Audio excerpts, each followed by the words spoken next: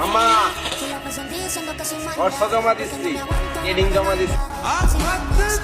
স্বার্থ যেখানে শেষ, বদনাম সেখানে শুরু। সময়ের ব্যবধানে আজ কোথায় থেকে কোথায় চলে এলাম।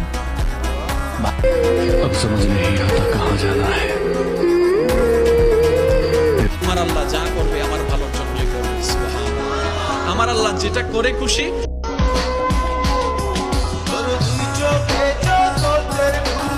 বাবা বলছে কি আমি টাকা পাঠাবো, তুমি কি কিনবা?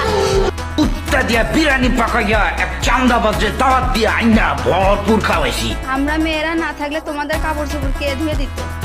তোমরা না থাকলে আমরা তো